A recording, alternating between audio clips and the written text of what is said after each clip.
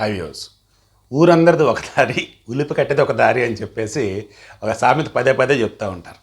ఆలోచనకు కొంచెం పెద్దగా నవ్వు ఎందుకు వచ్చిందంటే నాకు, అక్కడ ఊరంతా ఉంది కూడా ఉలిపి కట్టెలు లాంటివే. అంటే ఆ ఊరిలో ఉండేదంతా వైసీపీ బ్యాచ్ అనుకుందాం. ఆ ఊరి పేరు వైసీపీ, ఉండే వాళ్ళంతా ఇక వాళ్ళే. ఆటోమేటిక్గా ఇంకేంటి, పక్క ఊరి నుంచి వచ్చినా, పక్క రాష్ట్రం నుంచి వచ్చా, పక్క దేశం నుంచి వచ్చా, పక్క గ్రహం నుంచి వచ్చినా సరే వీళ్ళని చూసి అవతల షాక్ అవ్వాలి, ఏంటి వీళ్ళు ఇట్లా ఉన్నారు ఏంటని. వీళ్ళు ఆ ఊరు నుంచి బయటికి రాగానేనో, లేదంటే మన ఊరు నుంచి బయటకు వెళ్ళక తప్పదంటేనో అప్పుడు వాళ్ళ భాష మారిపోద్ది అనమాట. ఎదుగో ఇప్పుడు కొడాలి నాని చూసిన తర్వాత నాకు అదే అనిపించింది. నిన్న గన్నవరానికి సంబంధించి లేటెస్ట్గా టీడీపీ ఇన్ఛార్జ్ బాధ్యత తీసుకున్నారు చూశారు, ఎర్రగడ్డ వెంకట్రావు. ఆయన కొన్ని విషయాలు చెప్పిన తర్వాత అబ్బో ఇంకా కొడాలి నాని నోటి నుంచి పతివ్రత కబులు బోల్డ్ అని వినాల్సి వచ్చిందిరా బాబు అనిపించింది.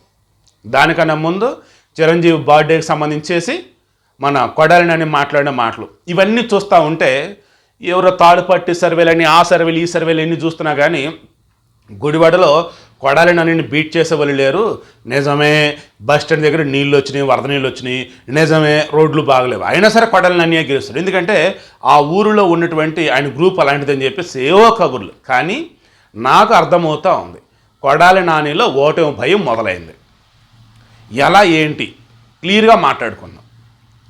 చిరంజీవి రాజ్యసభలో కూడా ఈ వైసీపీ వాళ్ళు సినిమాల గురించి మాట్లాడుతున్నారు, అండ్ బడ్జెట్ గురించి, రెమ్యునరేషన్ గురించి మాట్లాడుతున్నారు.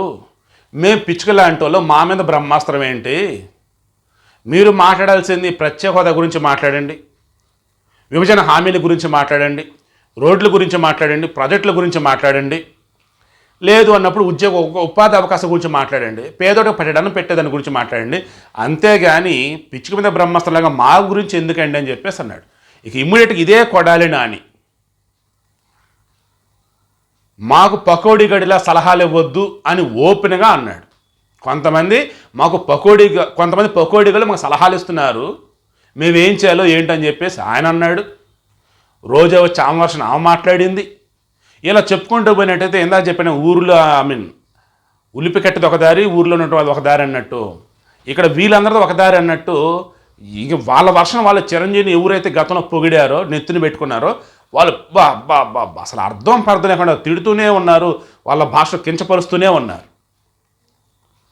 ఇక నేను చిరంజీవి బర్త్డే వచ్చింది కదా, ఇక అప్పుడు happy birthday Chiranjeevi, happy birthday Chiranjeevi అని చెప్పేసి కేకులు కట్ చేసి సెలబ్రేషన్ చేస్తూ కొడాలి నేను ఏం చెప్పాడండి, అయ్యయ్యో చిరంజీవి గారు నేను ఎందుకు అంటాను, చిరంజీవి గారు అంటే నాకు గౌరవం, చిరంజీవి గారితో నాకు మంచి అనుబంధం, చిరంజీవి గారికి నాకు మధ్య కావాలని కమ్యూనికేషన్గా క్రియేటెడ్ ఇలా చేస్తున్నారు. మీరు వినండి మరలా నేనేమన్నాను, చిరంజీవి గారు మీరు నటనలో, డ్యాన్సులో, డైలాగుల్లో అబ్బా తోపు తురుము అద్భుతం అండి మీరు. అటువంటి మీరు పకోడీగాలు ఉన్నారు కొంతమంది ఇండస్ట్రీలో, డ్యాన్సులు రావు, నటన రాదు, ఏమి రాదు, వాళ్ళకు కూడా సలహాలు ఇవ్వండి, వాళ్ళకి మీరు నేర్పించండి అని చెప్పేసి అలా అన్నాను. పకోడీగాళ్ళని చిరంజీవిని కాదు వేరే వాళ్ళని అంటున్నాడు. పకోడీ చిరంజీవి అని చెప్పేసి అనలా, లేదంటే చిరంజీవి పకోడీగాడు అని అనలా. మాకు సలహాలు ఇస్తున్న పకోడీగాళ్ళు వాళ్ళ గురించి చూసుకోవాలన్నట్టుగానో, లేదా కొంతమంది పకోడీగాళ్ళు మా సలహాలు ఇస్తున్నారని చెప్పేసి చిరంజీవి సలహా ఇచ్చిన తర్వాత డైలాగ్ కొట్టారు. పాపం చాలా బాధపడి ఉంటాడు చిరంజీవి గారు, నో డౌట్. ఇక ఆ సమయంలో జనసేన వాళ్ళు, వైసీపీ సైడ్ ఉన్నటువంటి మెగా అభిమానులు కూడా చిచ్చై ఇంకోసారి ఇక వైసీపీకి ఓటేయద్దురా, ఇంకోసారి ఫ్యాన్ జెండా మోయొద్దురా అని చెప్పేసి బాగా గట్టిగా డిసైడ్ అయిపోయినారు. ఇది రీసెంట్గా చేసినటువంటి కొన్ని సర్వేల్లో బయటపడిపోయింది. మెగా ఫ్యాన్స్ అంతా జనసేన సైడ్ అయినా వెళ్తున్నారు, లేదా టీడీపీ సైడ్ అయినా వెళ్ళిపోతున్నారు, అంత తప్ప ఇక వైసీపీ సైడ్ ఉండొద్దని చెప్పి డిసైడ్ అయిపోయారు. ఈ విషయం బాగా అర్థమైంది కొడాలి నానికి. దాంతో నిన్న చిరంజీవి బర్త్డే వేడుకలు చేస్తూ నా నియోజకవర్గంలో కావచ్చు, నా చుట్టూతో ఉన్నటువంటి వాళ్ళలో కావచ్చు 60% చిరంజీవి అభిమానులే ఉంటారు. నేను వాళ్ళని ఎందుకు బాధపడతాను? చిరంజీవి గారిని ఏమనంటే వాళ్ళంతా ఎంత బాధపడతారు నాకు తెలీదా, నేను అనేది పవన్ కళ్యాణ్ ఆయన్ని కాదు అని చెప్పేసి అంటారు. పవన్ కళ్యాణ్ అంటున్నామని చెప్పేసి ఓపెన్గా అంటున్నారు, చిరంజీవి కాదని చెప్పేసి చిరంజీవి అని కూడా మరలా అనలేదు అన్నట్టుగా అంటూ ఉన్నారు. ఇంతకు మించినటువంటి పతివ్రత కబుర్లు చెప్పేవాళ్ళని మనం ప్రపంచంలో ఎక్కడ చూడలేం. అమరావతి రాజధాని, నా ఇల్లు ఎక్కడే ఉంది అన్న వాళ్ళు వీళ్ళే, మరలా 3 రద్దున పాట పెట్టింది వీళ్ళే, పోలవరం 2020లో కంప్లీట్ అయింది, 21లో కంప్లీట్ అయింది, 22లో కంప్లీట్ అన్నది వీళ్ళే. 25కి 5 అంటున్నది వీళ్ళే,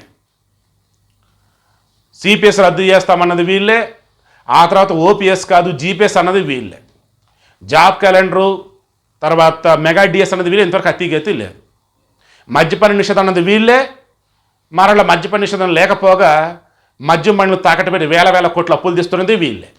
సో ఇలా చెప్పుకుంటూ పోతే అడుగడుగునా కూడా మాట తప్పడం మడమ తిప్పడం, మాట తప్పడం మడమ తిప్పడం. కానీ జనాలు మాత్రం ఈసారి మొత్తం కూడా పరిశీలిస్తూ ఉన్నారు, అంత అబ్జర్వ్ చేస్తూ ఉన్నారు.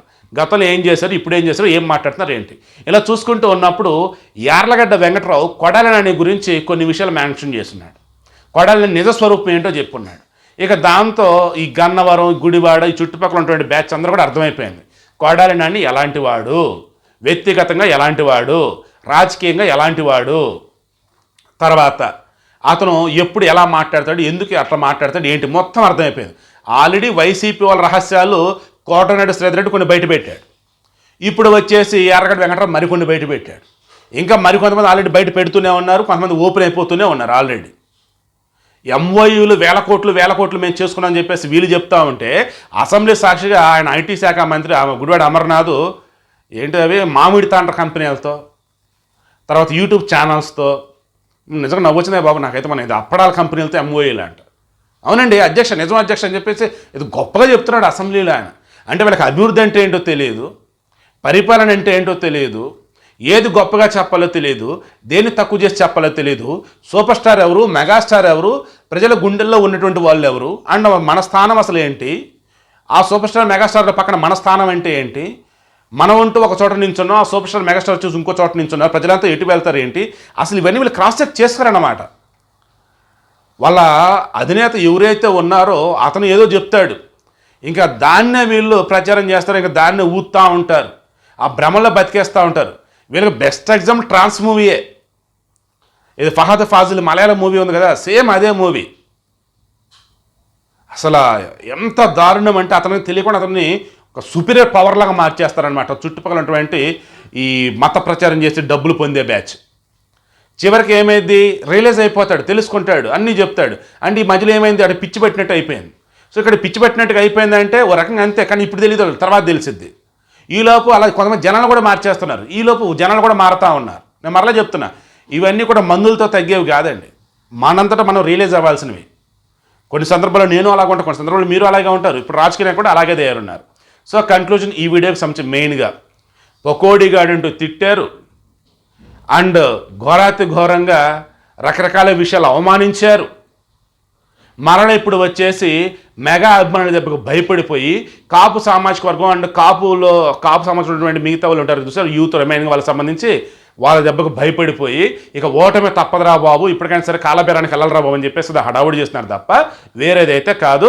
ఖచ్చితంగా గుడివాడ నానిలో ఓటమి భయం అయితే మొదలైంది. మరి దానిని మెగా అభిమానులు నిజం చేస్తారో లేక ఆయన చెప్పినటువంటి మాటల్ని అమాయకులుగా నమ్మేస్తారో ఏంటో, లెట్స్ వెయిట్ అండ్ సీ.